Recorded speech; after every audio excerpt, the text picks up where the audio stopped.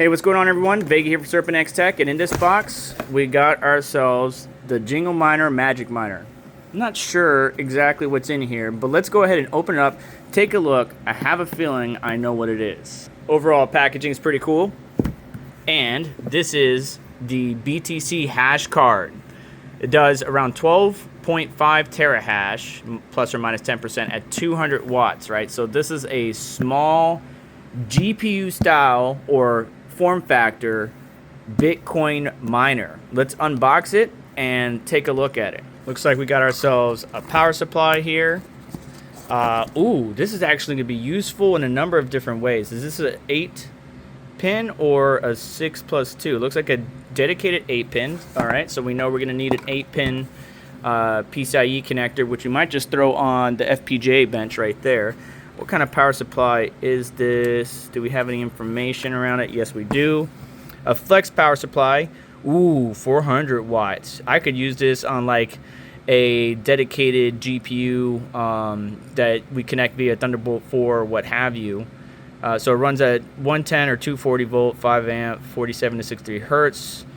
DC output 12 volt, 34 amps, and then 400 watts. That's all the information we got. Don't know much about flex. Can't really see anything inside the grate here that kind of sticks out, but it is just an 8-pin connector. And then underneath, what is this? Is that a... What the heck is this for? Oh, okay, to swap out to you know, be able to use it on various markets. But oh shit, that's pretty cool. Okay, interesting. I might take this with me in my travels. 10 amp little travel adapter. That's cool. Yeah, that's going to be useful when you travel abroad, to be honest. Won't need it here. Got a little Jingle mining card.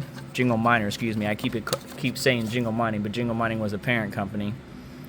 Talks a little bit more about the hash, 16 joules per terahash. It's even got an RJ45 adapter and Wi-Fi, 2.4 gigahertz. There's your dimensions right there. Bare dimensions, 285 by 50 by 134 millimeter. And plus about 40 dB or lower, air-cooled. Operating temperature 0 to 40 degrees Celsius. We'll see about that. Storage temperature 20 to 70 degrees Celsius. Warranty, we got a warranty on this. That's interesting, but on the back of the box, it does have a couple of stipulations there. We could even see the Wi-Fi adapter right there. And this a 3D printed stand? Looks like it. Let's get this card out real quick. I'm sure they have a video on what to do with this, but because I have my 6 GPU VADA frame, it's not going to be necessary because it has the PCIe or GPU bracket. This little white thing is actually a shield or a protector. We can go ahead and slide that off, and then here is the actual case. It is plastic, and then we have a proper heat sink below that. Not sure how many heat pipes it has in it. Maybe we can figure it out. Maybe we could do a teardown in the future. It does look like your normal GPU, so you got your main chip that's going to be underneath here, right? So you got your 4 main screws, and then you got some extra screws that hold the back plate on. Looks like 6 total, and then that back plate should be able to come off. We might be able to slip out the front section there. Oh, PCIe slot protector, nice of them. I might use that on other GPUs. And it says Jingle Miner and Magic Miner. So collaboration in conjunction. And you know, if you had a bunch of these 12 terahash times 6, you know, you'd be doing the same thing that you would be with, you know, the Jingle Miner, the Nerd Q Axis, so on and so forth. This is just another product that a end user can get to build up their solar mining arsenal. And because we can use the Jingle Miner remote monitor to monitor all our Jingle Miners, we can remotely manage all of these no matter where we are located throughout the world. And so yeah, let's get this thing hooked up. There's your RJ45. There's your Wi-Fi adapter. We just got to get this thing some power, which, speaking of power, ¿Dónde está? There it is, 8-pin power. And then we have a LED readout. So let's get this thing powered on. And we obviously going to need to connect to it, probably with the same format that we're used to, right? We connect to the device Wi-Fi, or we connect to it over network. get it connected to our network, and make sure that it's connected to our pool, wallet address, so on and so forth. So I'm just going to put this on there, and we'll see what this LED or LCD readout says. But pretty cool form factor. Actually, a little bit thinner than your 3080, not by much, but your EVGA 3080, it's a little bit thinner, but same form factor. You could probably put this in your normal PC right underneath your graphics card if you have the room. By the way, the plug that does come with the kit is not compatible here in the United States, but I got plenty of power connectors, and instead of, I'm using the frame and not in the best way and probably not in the correct way.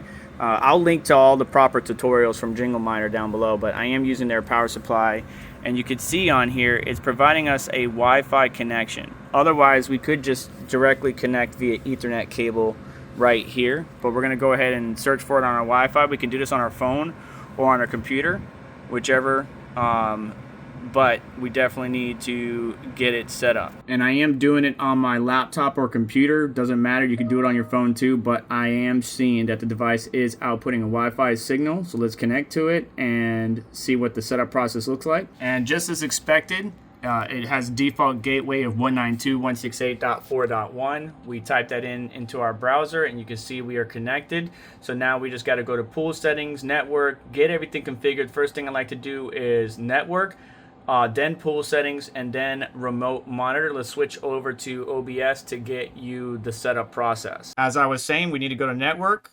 When you do this, you're going to need to search for your network and type it in, whatever it might be. You can also rename it. We're going to rename this one to the BTC Hashcard, as my phone decides to ding in your ears. Really sorry about that. And type in our SSID and password. Now that we have done that, we hit save and then restart. You can see the miner is restarting, but we're going to lose connectivity to it on this 192.168.4.1 IP address. So we need to identify that IP address on our local network. I like to use Angry IP Scanner or your router, whichever you prefer. You just need to find that device IP so we can reconnect. And we can see the BTC hash card right here at the top with this local IP address. We just need to go to it now. And if you plugged in your Ethernet cable, it would have been just that. You just locate it on whatever your network is, go to that IP, and then here we are. But we got to configure the pool settings. It's already hashing, but it's hashing for someone else. Never leave it on the defaults. If you can update it, including the password and user information, I would recommend doing so. But let's go ahead and go to pool settings, and you will see, sure enough, we are mining to somebody else's pool. I personally like to use the doctor's pool, CK Solo, but you can use whichever pool you like. You can go to miningpoolstats.stream and see public pool's a good one as well. But you really don't want to just aim for these top dog Bitcoin miners unless you have proper Bitcoin mining equipment. You're looking for the top solo pools or some of the ones that you trust and support within the community. Always double checking the configuration for the pool. We know what that information is. And you will see that I actually have some miners on it here in just a second, but it's just going to be the pool address.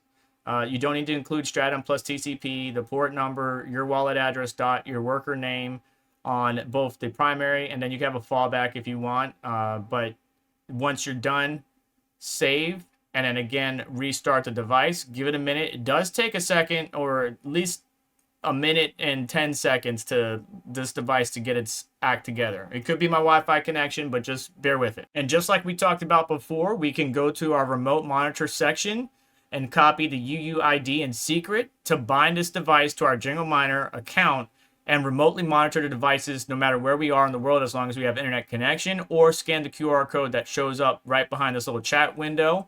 And then when you go to that website, you will need to sign in, even though that might deter some people. It's very easy. You sign in, and once you sign in, you go to My Miners and hit Add and provide that UUID and secret, which you can easily copy and paste over and then manage all your devices. But because I'm using the pool from the doctor, I could also see all my miners under the CK Solo stats page. And you can see we already have 15.8 terahash with all our devices added up. Nerd QX, Apollo X, Jingle Miners, the whole bit. This is what Bitcoin solo mining is all about. Just participating, providing helping provide security for the network, providing proofs of transactions, and just being an overall participant, even though the chances of hitting a block, as you can see here, are very, very slim with my little bit of hash rate. And now that we have that device bind, we can see it in our Jingle miner page, where we're doing around 14 terahash.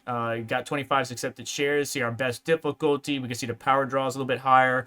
Chip temperature and VR temperature around 60, and our fans only at 62%. I'm not sure if we can control the fans manually, but that'd be awesome if we could do that, Jingle miner. We could show our connected pool, our wallet address and everything, and then the chip that's on here, which is the BM1370. There's also firmware versions, which you can see there's a flasher up here. So if you get your BTC Hashcard and it's not on the latest firmware for whatever reason, because you know these companies store products on shelves for X amount of time, you could always just click their flasher and update your miner however you need to. Obviously, we need to connect the device. It might be a little bit different for the BTC Hashcard, whereas for the Jingle miners, the Solo Lite and stuff, I just connect via USB and I'm good to go. And besides the web flasher and the capabilities that Jingle Miner has on their website, the Jingle Miner team also has a profitability calculator where we can see the Z15 Pro is making 170 days profit at time of recording. That might change as things ebb and flow, especially as the crypto market takes hits as it moves forward. But it's pretty cool profitability calculator where you can break it down by kilowatt hour, your cost of electricity, brand, algorithm, as well as very good guides and helpful DIY kits, open source DIY kits that you can check out, all of which will be linked down in the description. But we can go back to the miner. We can go to our settings. You can see mining performance, normal, efficiency, custom. That's interesting. Custom allows us to change the frequency and voltage. I wonder if we can play around with this on Python or via some of the tools that my buddy Retro Mike, or even the tools that I've utilized in the past for overclocking. Nerd Axis will apply, probably not. Like the BitAxe benchmark, adapting that like I did for the Nerd QX. You can check that out on the channel. Could that be applied to this? We'll have to see. We'll explore that in a different video. And then system, where we get some information like our MAC address. We can restart the device. We can show real-time logs. And we can always add the device to our swarm, which is really cool because I do have a bunch of other devices that are not Jingle Miner products, but we can see them in the other BitAxe OS or Axe OS swarms. Like here you go, boom. So we got the Gamma X's, we got the Nerd Axe, we got the Nerd QX, we got the GM Solo Lite, all kinds of good stuff, all adding up to our overall hash rate and mining. And you can see it's still mining to the wrong pool because I did not restart after I updated the pool settings. It's always best to restart your device. So let's do that now and go look at what the LCD says. And we're getting some decent airflow out the sides here. I would like to see Jingle Miner, the vents on this opened up a little bit more. But on the LCD, we're getting the Bitcoin price, the local IP address of the machine. We're getting a percentage down there, 1.85. Not sure what that is. That might be what it's down over 24 hours. But then we can see our power, our fan speed, again, our IP address, the hash rate we're hitting. And the temperature here says 40 degrees or 45 degrees. So little LCD is just going to flip around and continue to go through the various stats. It's best to monitor this locally through the Jingle Miner remote miner or through the pool. It's always to double verify. And something I did want to notice before I let you go is this is kind of jankily held up there. That PCIe slot does not have any traces on it. There's no traces that I saw going up to the card. So if anything, that's to hold that GPU up if you put it in a normal PCIe riser or PCIe slot. But there is a little bit of Captain tape in that little gap right there that when you try to put it in a normal slot, it is going to get in the way. So be mindful of that. So I'm just leaving the PCIe cover on there, and then I'm propping it up. There's probably a better way to do it. I'm probably going to figure out something. But it can go into your 6 GPU, 8 GPU, 12 GPU frame just fine, or into a, maybe your computer case. If you have a vertical slot and you got plenty of room because your case is huge, this might fit vertically while your GPU is horizontal, or vice versa, depending on how big your original gaming card is. So that obviously can impact it. But I feel some good airflow coming out the back here.